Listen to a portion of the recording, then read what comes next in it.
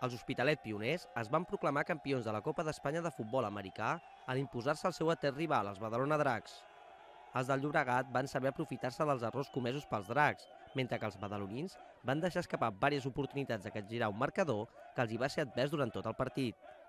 Les primeres anotacions de la final van ser per part dels pioners.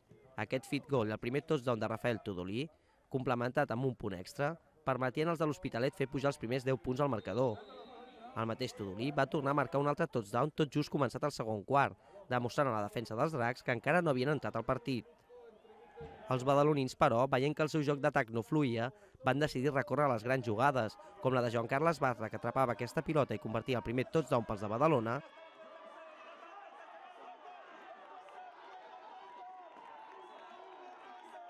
o aquest xut de Jordi Brugnani, que permetia sumar 3 punts més i que els Dracs centressin el partit. Amb el resultat de 9-17 es va arribar al descans. A la represa, els Dracs van seguir millorant la seva dinàmica i així ho va demostrar Sergi Gonzalo, el quarterback dels Dracs, enganyant a la defensa dels pioners i anotant el touchdown que deixava el 15-17 en el marcador. El punt extra anotat de nou per Jordi Brugnani deixava els badalonins només un punt per sota dels pioners.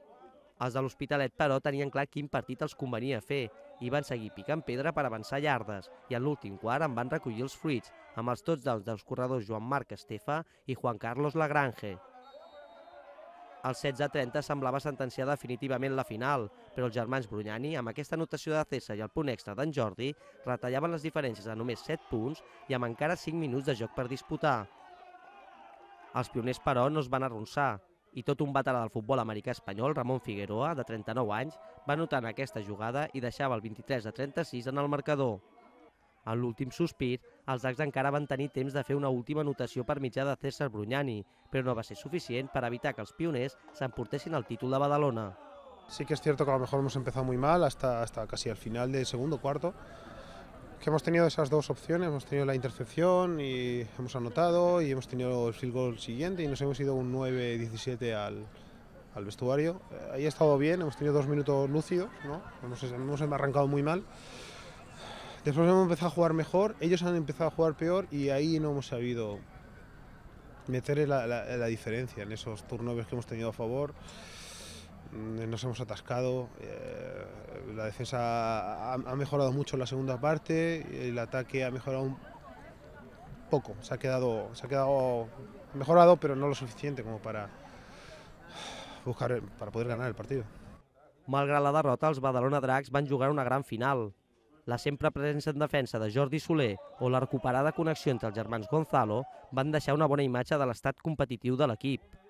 Els que encara els queda molt per millorar són els més joves del planter i són els veterans de l'equip els que els hi recorden que és amb les derrotes com aquesta d'on es pot aprendre més dels errors.